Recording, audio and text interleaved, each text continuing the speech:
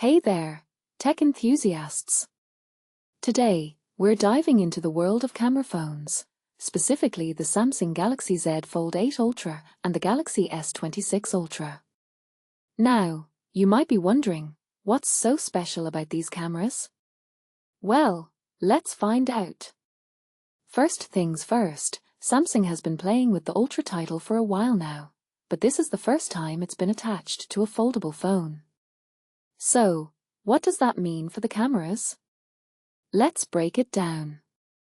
On paper, the Z Fold 8 Ultra packs some serious specs, including a 200MP main sensor, which is the same as the Galaxy S26 Ultra. But here's the catch. The S26 Ultra has a wider f/1.4 aperture, which means it can capture more light, resulting in better low-light performance and less noise. Now, I know what you're thinking. Big deal, right? But trust me, it makes a huge difference. In fact, the S26 Ultra's wider aperture is like having a secret weapon in low-light environments. Now, let's talk about the telephoto lenses. The S26 Ultra has dual telephoto lenses, while the Z Fold 8 Ultra has just one. And guess what? The S26 Ultra's telephoto lens is a 50MP sensor with 5x optical zoom, while the Z Fold 8 Ultra's is a 10MP sensor with only 3x optical zoom. So, if you're into long-range photography, the S26 Ultra is the clear winner here. But wait, there's more. The S26 Ultra also has a 100x space zoom, which is a game-changer for those who love to capture distant objects. Now, let's get into the nitty-gritty of the camera tests. First up, the 200MP high-resolution shots. At first glance, both phones seem pretty similar, but zoom in a little closer, and you'll notice a difference. The Z Fold 8 Ultra retains sharper details, especially in the background, while the S26 Ultra is slightly brighter in the shadows. So, who wins? Well, it's a tie, but the Z Fold 8 Ultra takes the edge in terms of detail. Next up, the color performance. Both phones deliver vibrant shots, but the S26 Ultra has a warmer color temperature, giving the pink flowers a slightly orange hue. The Z Fold 8 Ultra's shot is closer, but not quite as warm. So, it's a tie again, but the S26 Ultra edges ahead in terms of color rendering. Now, let's talk about the ultra-wide cameras. Both phones have identical 50MP sensors, so it's a close call.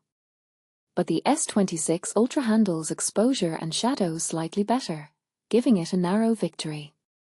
The S26 Ultra also has superior dynamic range, which means it can handle bright and dark areas better. Next, the portrait shots. Both phones do a great job of blurring the background while keeping the subject in focus. But the S26 Ultra has sharper details, especially in the fabric of Mark's shirt and the stitching around his pocket. So, the S26 Ultra takes the win here. Now, let's talk about the selfies. The S26 Ultra has a slight advantage on paper, but in practice, it's a very close call. Both phones capture sharp details and manage to lift the exposure nicely in the background. So, it's a tie, but the S26 Ultra edges ahead in terms of overall performance. Finally, the low-light shots. The S26 Ultra's wider aperture pulls in significantly more light, resulting in a brighter scene and cleaner details. The Z Fold 8 Ultra still produces an excellent low-light photo, but the S26 Ultra takes the win here. So, what's the verdict? The Galaxy Z Fold 8 Ultra proves that foldable cameras are no longer scaled-down afterthoughts, but it doesn't quite earn the Ultra crown across the board. The S26 Ultra remains the undisputed camera king, especially in low-light environments, dynamic range handling, and long-range telephoto zoom. But if you want the versatility of a foldable, the Z Fold 8 Ultra gets dangerously close.